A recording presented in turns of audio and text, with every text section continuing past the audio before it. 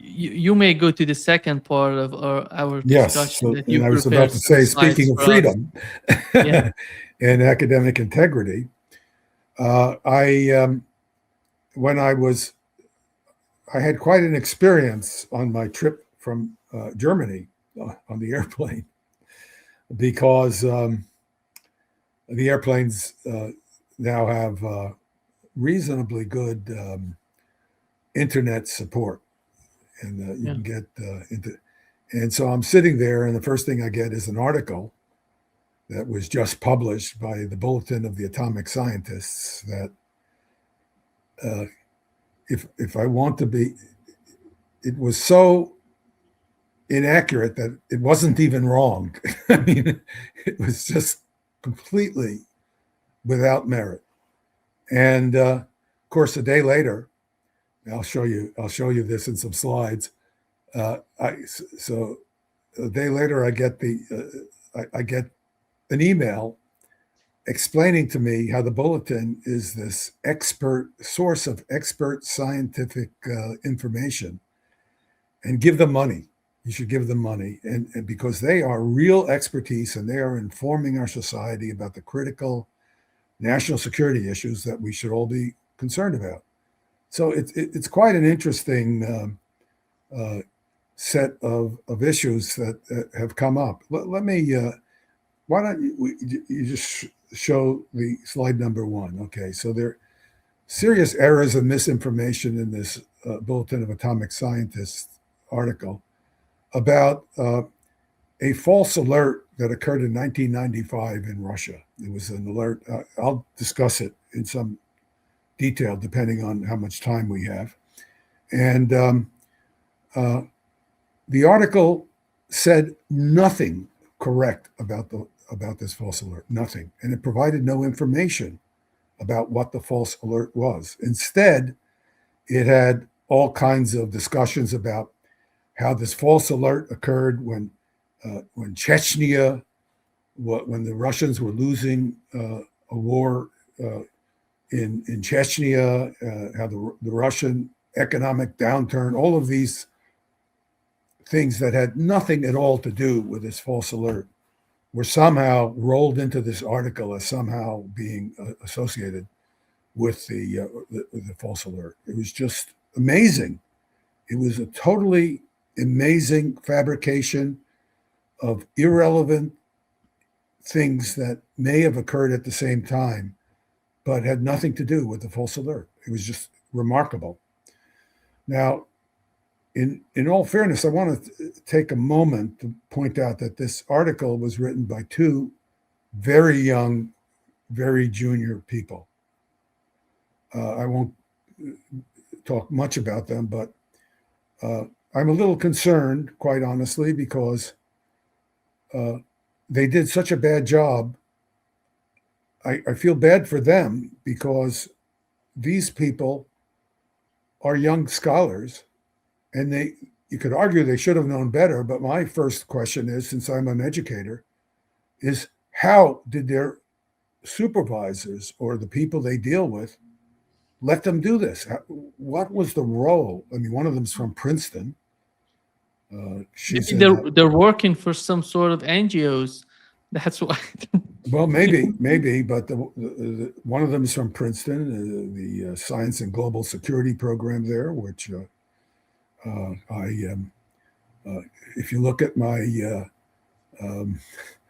my Google profile, it falsely states that I was thrown out of the program there. In fact, I resigned from the program after the program did something that was unethical scholarly thing I could talk about.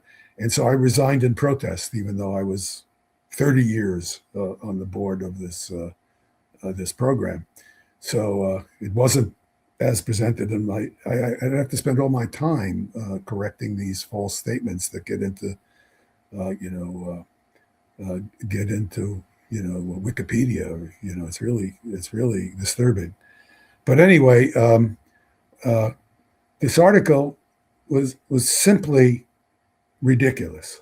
And let's go to slide 2. So the article was erroneous. It was published on April 13. The next slide shows you what I received on April 14, the day after. Dear Ted, in a world facing escalating nuclear risk, accelerating climate disruption, and rapidly advancing technology, having access to clear and credible information has never been more essential. The Bulletin is known for authoritative science-based journalism, and our online and in-person programming complements our coverage to unpack complex, urgent issues. Yet this article is totally, like I said, it's not even wrong. It doesn't even come close to being wrong. But we're not done yet. To power this work and advance meaningful solutions, we need an all-hands-on-deck effort. You can help strengthen this movement. So this is what I get a day after I get this article that is totally misleading, filled with false information. Let's go to slide 4. Here's just the beginning of the article as mocked up. The article has this lavish photograph, which you see below. The photograph, this is the first thing you see in the article. The photograph says the rocket, it's talking about this rocket which caused this false alert. The rocket carried instruments about 200 miles, 320 kilometers into the atmosphere. That's not correct at all. It's simply wrong. This rocket was on a very high trajectory. It went up to almost 1,400 kilometers high. It was a very distortedly high. That's the relevant piece of information about this trajectory, because the Russians had never seen a rocket launched from this particular location that went so high. So what caused the alert was the fact that the rocket went so high relative to anything they had seen earlier. It had nothing to do with it traveling laterally by 200 miles. I mean, it's totally misleading. So if we go to slide 4, you just see it slightly blown up, and slightly five, I'm sorry. So, all right, so this is an article by the Bulletin. Now let me re-summarize the claims. You go to the Bulletin, give them money, in fact. Incidentally, I was told that I shouldn't write I'm not acceptable as a writer for the Bulletin a few years ago, so I stopped writing for them. I would have stopped anyway because of these articles. You're told, give them money, because these are the guys who are holding the truth, and they're scientists, they're experts, and because they're scientists and experts, they're giving you information that helps you be a responsible citizen of the world and the United States. And yet nothing in this article is correct about what caused this alert. They're talking about weird things like I had some notes here too. I wrote to myself. I mean, it was so weird I can't even recall all the details. That they talk about. They show a complete misunderstanding of satellite early warning systems. They talk about things about constraints on providing launch information about about your missiles because of what they call queuing, that the satellites would use. There's no way the satellites would use queuing. The satellites are designed to survey the whole Earth. You're not queued. If someone tells you there's going to be a launch and you have a satellite that can look at the whole Earth like the United States has, you see it. You see the launch. You don't need to be queued to it. You just see the launch because you're surveying the whole Earth. It's ridiculous. Why would queuing be an issue to you? It's just everything is fabricated, showing a complete absence of understanding the most basic facts about how early warning systems function, and then using these misstated facts to come up with proposals which are totally ridiculous. So this is really, but all right. So this is an art. Remember now, good. This is a good slide. Remember now, this is a journal. It has an editor. His name is John Mecklin. The editor decides what's published. The editor has a responsibility to determine whether or not an article is accurate. You know, even a newspaper article goes through some level of review. You know, if you, at least you're trying to get a date right, and you know, and so I just, out of curiosity, I did a Google search. I just said to myself, what if I were going to write an article about this, and I knew nothing about it? So I asked the question of Google, what was the cause of the Russian false alert in 1995? Well, I won't go through the details here, but basically the Google search gives all of the right answers. In other words, if you looked up the Google, if you just did a Google search, you would have gotten information that was reasonably accurate. There's some minor details that are not quite, but I'm an expert in this. I've spent years working on this particular problem. You get also references to articles. You see on the right, you see Norwegian rocket incident, Wikipedia. The Wikipedia article is very comprehensive. You get a Union of Concerned Scientists article. You get an article that I co-authored from over, it must be 25 years ago, False Alarm Nuclear Danger by Jeff Forden, Pavel Podvig, and Theodore Postol. You know, it was all you have to do is read these articles and you'd know everything you needed to know, you know, at a reasonably competent level about how this false alert occurred. You got nothing. If you believed anything this article from the Bulletin was saying, you would have gotten, you would have no idea what you were talking about, and you'd be wrong in things that you talked about and proposed. It's that striking. So if you want to see how striking this is, in the next slide, I just show you the Wikipedia incident. You know, it goes on for quite a ways, but you can see an image of the rocket that was launched. You can see a map, with none of which are in this article from the Bulletin, showing you the launch point. And, you know, and if you read this and you took it seriously, you would know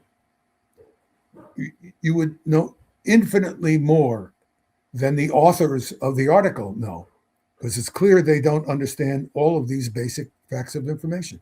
They didn't even check Wikipedia, you know. And now, to emphasize this further, if we go to the next slide, this is from the Wikipedia article. I won't go through this, but this shows you articles you could look up that talk about this false alert. And why would you write an article and show no knowledge, not even a basic knowledge of how satellites function, when the issue has to do with early warning satellites, and publish an article? And how would the editor of the journal, Mr. Mecklin, who claims to be an expert himself, incidentally,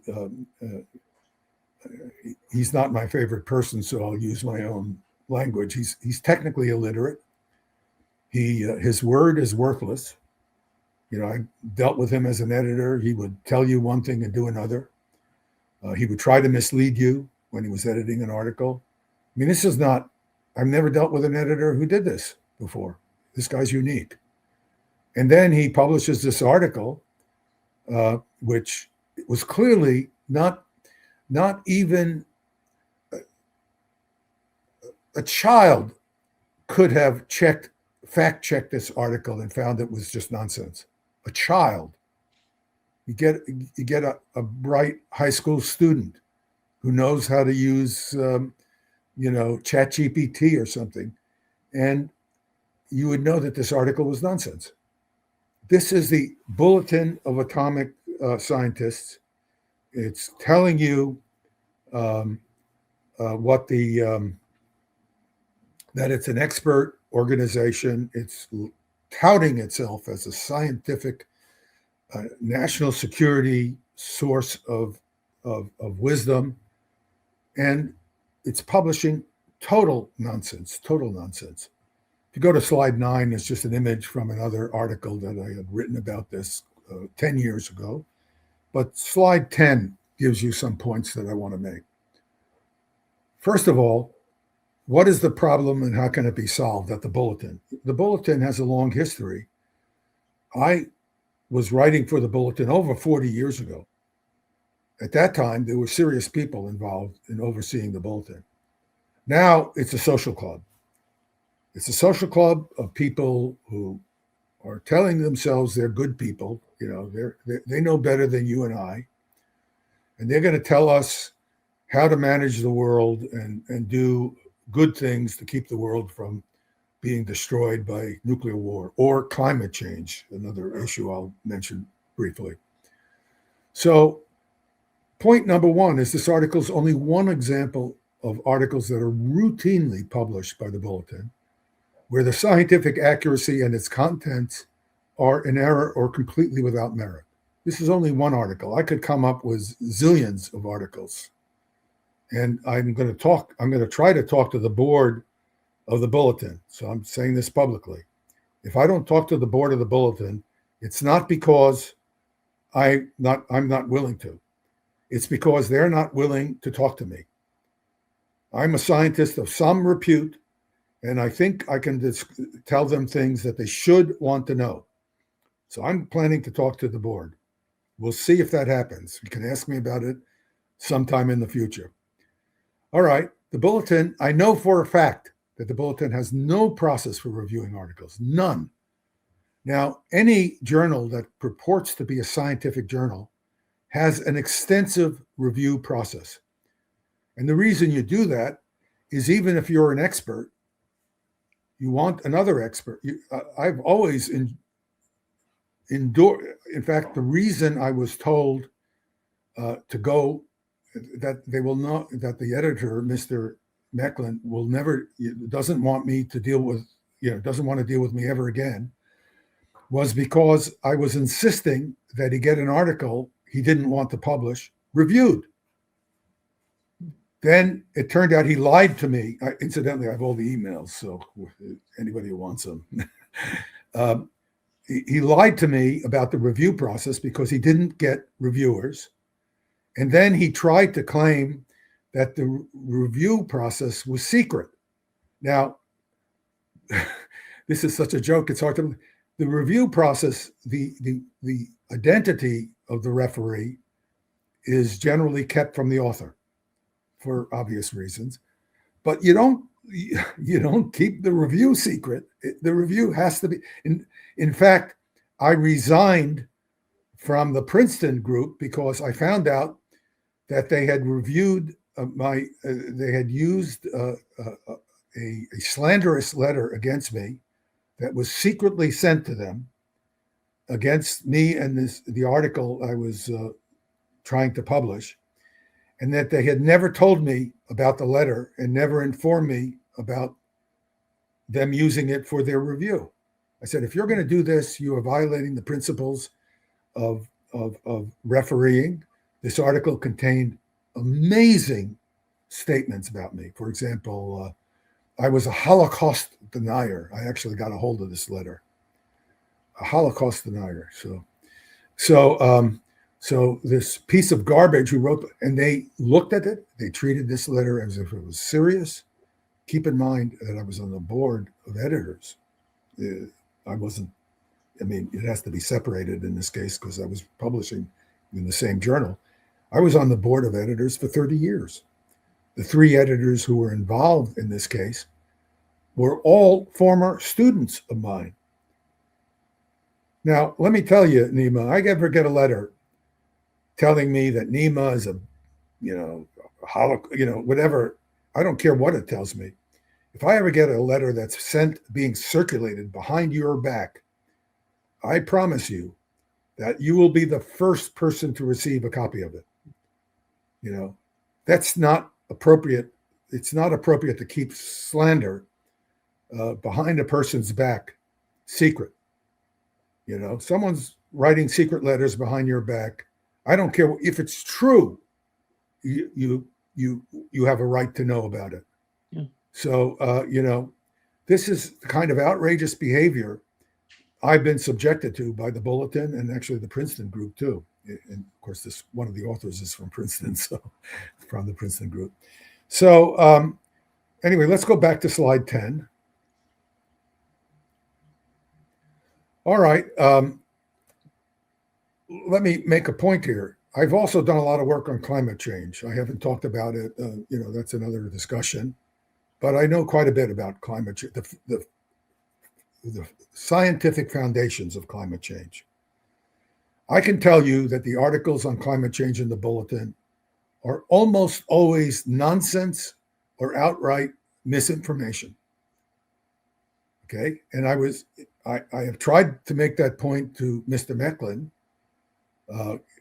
because I was trying to say to him, why don't you get referees involved? You're worried about climate change? Fine.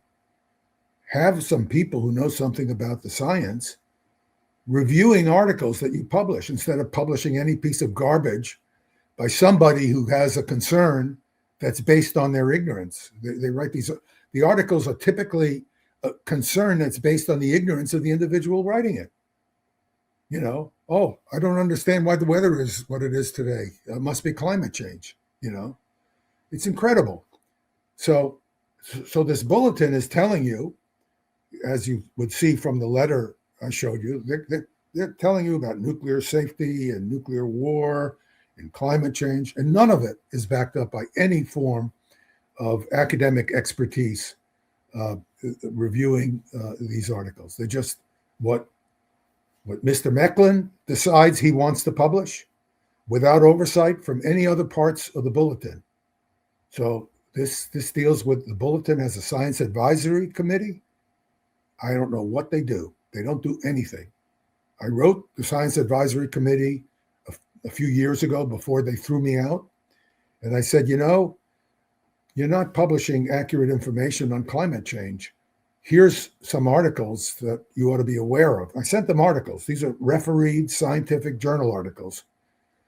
And I got a letter back. Well, I got a letter back from the guy who was then the chair, this guy, Bob Rosner, who's distinguished professor of public policy at universities. He's distinguished. I can't find any articles by this guy on public policy. None. But he's a distinguished. And he writes back, well, I talked to some of my friends and they don't agree.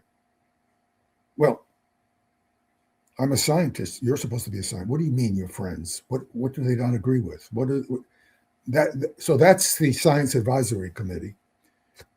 So they do have some people. They do have some potential scholars, some scholars who have potential to be reviewers. But if you're going to review an article that's not inside your field of activity, you have to do some work.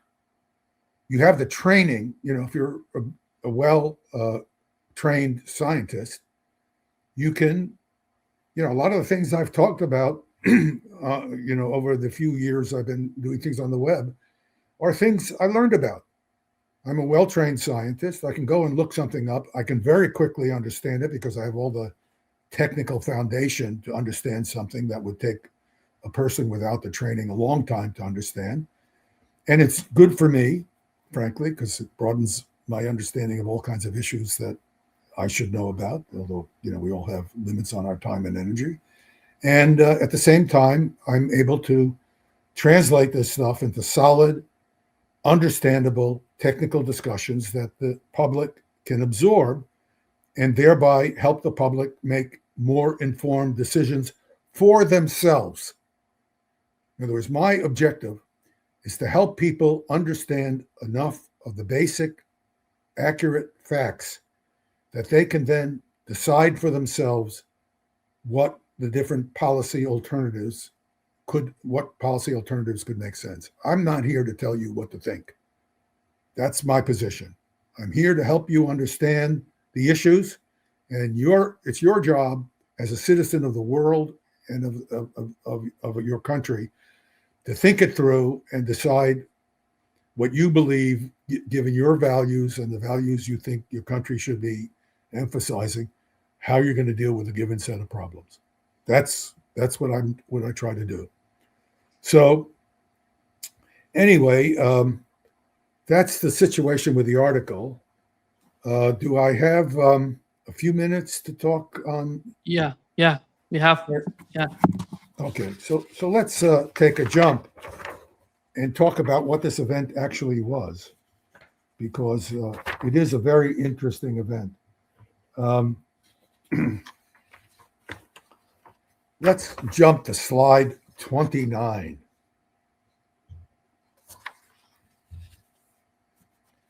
Okay, this is the Russian experience, the false alert of January 25. If we go to the next slide, anybody who had put real energy into understanding this alert, which I did, would have asked the question, why didn't the dog bark? This sounds like what happened is a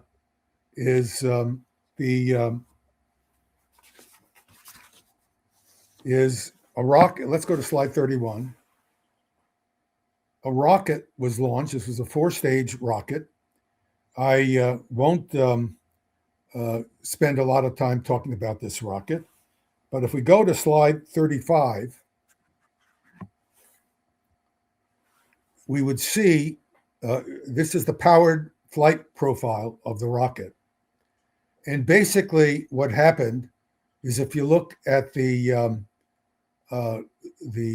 above 50 kilometers, so you look at the set of points above 50 kilometers out to maybe 100 kilometers altitude, what happened is you had a third rocket stage. The first 2 rocket stages burnt out below 50 kilometers. Bear in mind, this is a scientific rocket. So the guys who build a rocket, they're scrounging for pieces of rocket motors so they can put something up to high altitudes for an ionospheric experiment at a cost that they can afford, because they can't pick up the phone like Lockheed does and say, build me this rocket stage. So they scrounged a couple of stages from old surface-to-air missiles just to boost the thing up. And then they had a NASA rocket stage to propel the payload between roughly 52 or 53 kilometers up to an altitude of roughly maybe 100 kilometers before a 4th stage began burning. Well, it turns out that if you go to slide 36, if you look at the burnout events associated with a Trident II or a Trident I ballistic missile, there are events, I won't go into details, that you can see on a radar, a long-range early warning radar, that you would not see. You would see, you could recognize, but you could not tell. You can't see in detail. So, for example, you see the rocket motor burning because the rocket motor plume has a radar reflection. When the rocket motor turns off, all of a sudden the plume disappears. You can still see the rocket. You can't see. You see a blob, a point of light is the rocket, but you know that the rocket plume was burning to a certain altitude, and then it turns off. Well, does that look like a rock? How do I classify this rocket? Well, maybe it's a Trident II, because when I see this thing, I don't see the lower stages because the curvature of the Earth stops me from seeing them. But I see this upper stage, and it turns off at an altitude that's associated with a Trident II, 1st stage burn. Well, if this is an early warning radar, this is not a good thing. I mean, I'm not exactly happy seeing this event. So if I go to slide 37, This shows you the full trajectory of this rocket. The little red curve you see below is just is one of the lower stages, which I see in with the radar. Now, the radar is looking. Unfortunately, I don't have. Let's go to. Let's go to slide 40. Slide 40 shows the fan of the particular radar that detected the launch. So what the radar saw was a rocket motor that turned off. Couldn't see anything else at an altitude that could have been a Trident ballistic missile. Now, why would this cause an alert? Well, the reason it could cause an alert is if we go to slide 44, my concern would be that at the apogee, if this were a Trident missile, I would be detonating a nuclear weapon. And the nuclear weapon would cause an ionized layer in the ionosphere, and the radar would be blinded. It would be as if I took a metallized blanket and threw it over the radar. So now the radar can't see beyond this layer of ionized air at high altitudes. So the net result is I'm basically blind. So if we go to slide, I'm sorry here. If we go to slide 55, the radar is looking out, and there's a layer of ionized air. You see it at 50 kilometers. You see a slightly flat but curved hatched area. That shows you the area, the volume of sky that the nuclear detonation has ionized. And beyond that region of sky, the radar cannot see. The radar is blocked. And so if I go to the next slide, this means that the radar cannot see ballistic missiles that are coming in from the North Atlantic. So the purpose of detonating a nuclear weapon at high altitude in close would be to blind the radar so it cannot see the developing attack that it would otherwise see, because it could see longer range before the nuclear detonation occurred. Now, this is a crazy attack. I want to be very clear. But it's an attack that both the United States and the Russians have worried about. The only reason, this is a very esoteric thing. You'd ask, how the hell do I know about it? Well, it's because I studied nuclear war. I studied nuclear war inside the Pentagon, and I did my own calculations because I wanted to understand what I was doing.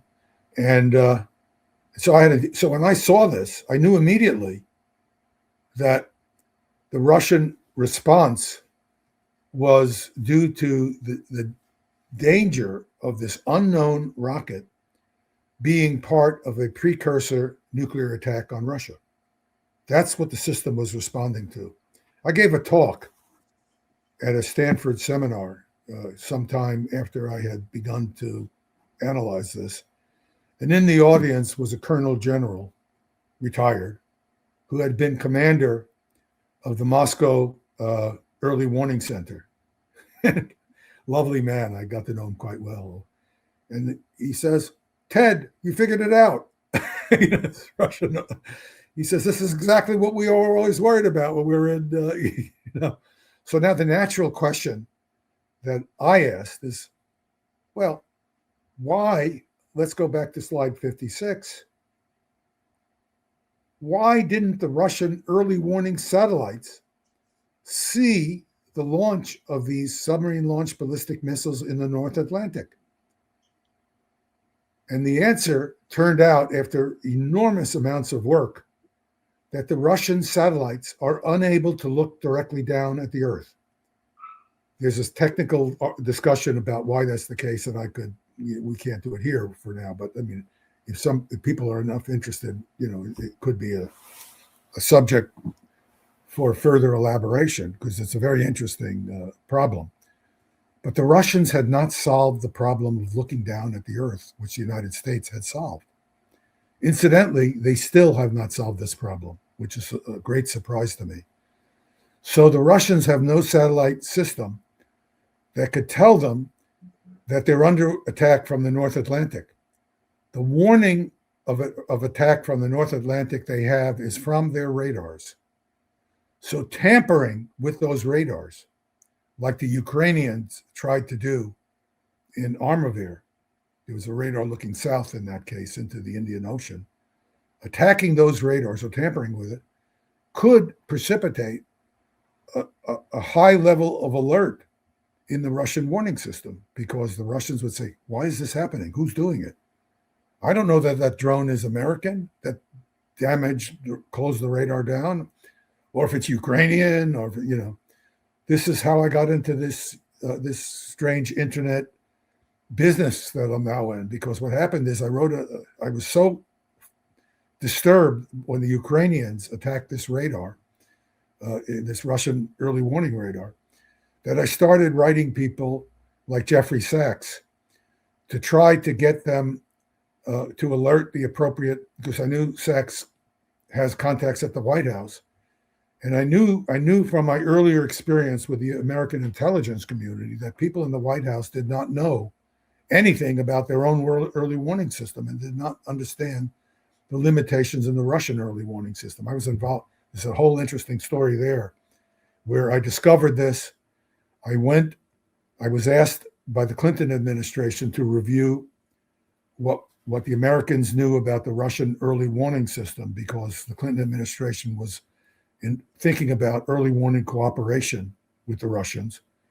And when I reviewed the code word documents, I was stunned to find out that the American intelligence system did not know that the Russian early warning satellite system could not look down at the surface of the Earth and see launches. That's important, because an American president in a crisis could think, well, the Russians are doing this. They must know that we know. Why are they, they must know we're attacking them. We need to do something. This could literally lead to a misunderstanding that could result in massive nuclear use of nuclear weapons by the United States and Russia. This is a serious intelligence shortfall. And when I discovered this, I was working with a bunch of Russians, and I said to myself, this is too serious to not tell the Russians that I have figured this out. So I went to Moscow. I didn't know if I was going to be arrested. I'll be honest with you, because this was a secret that was one of the most closely guarded secrets in Russia. It had to be. I know how we would have dealt with it. Americans, how we would have dealt with this. We were keeping, when we first launched our early warning satellites, we didn't even acknowledge that we were trying to do this. It was secret. The fact that we were trying to do it was secret. And I went to Russia and I gave a talk. And sitting in the audience, God bless him, was Anatoly Savin. He's dead now, and so I can use his. I wouldn't normally. And Anatoly was the chief designer of the Russian early warning satellite system.